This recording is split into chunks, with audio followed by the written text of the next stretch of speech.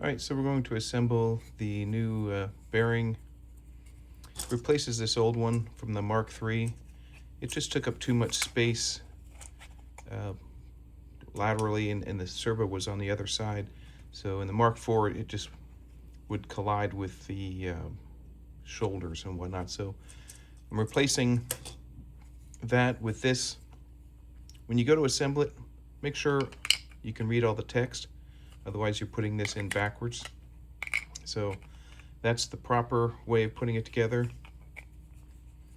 Then you take 12 BBs. When I measured them, these were actually, although they're sold as 6mm BBs, they're actually 5.9 millimeters. And if you're using 6mm ball bearings as a replacement, those came in at 5.95. So they're 0.05 millimeters bigger, which will make the assembly a little trickier. You may have to sand the inner race. In fact, I started sanding. There's a little bump where the seams meet. I just sanded that down on the inside and on the inner and outer races, basically.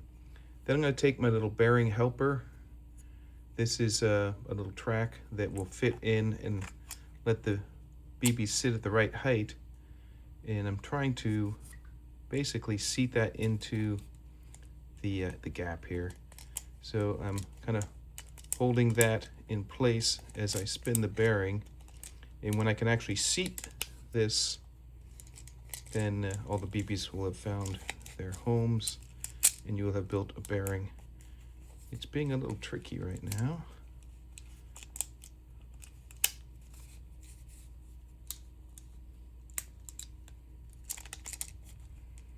Sometimes the BBs don't like to cooperate. Other times they just fall right into place. I'm not sure what the difference is, but you can see they kind of stack on top of each other. So I'm going to just set that up there so the BBs don't fly free, and then try to work that into position as I kind of press down and wiggle it around. Eventually the BBs will find their homes and our work will be complete. Well, this part will be complete.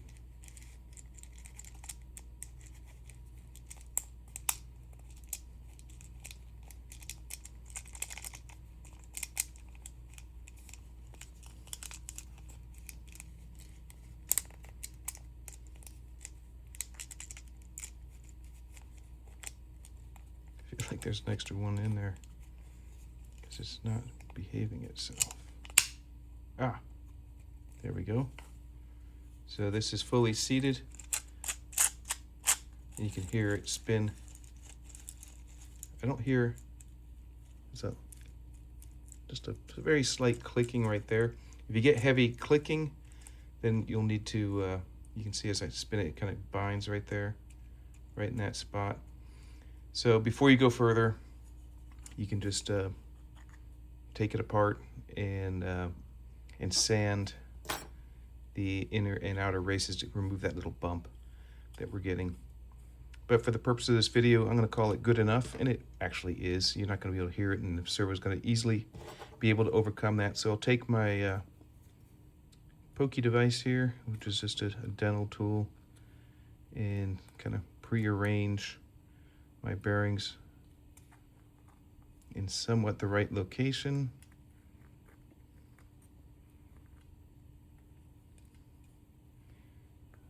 Like that.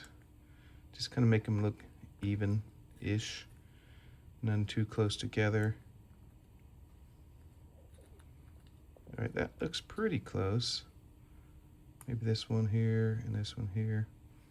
Then you take your cage, pick your favorite two close ones, just kind of roll it into position as you try to, there we go. So this is nice and tight. There's no wobble in it. And like I said, it's just got that, just a little clicking right there, but that'll work itself out, and the servo can easily, there's no resistance. The most important thing is we don't want it to rock back and forth. We want nice vertical and horizontal travel, or vertical travel as it comes out. So that's how you put the gripper together. And if you can't read all the text, you put it together backwards, do over. And to do that, just take your little pointy thing and just pluck the cage out and start over.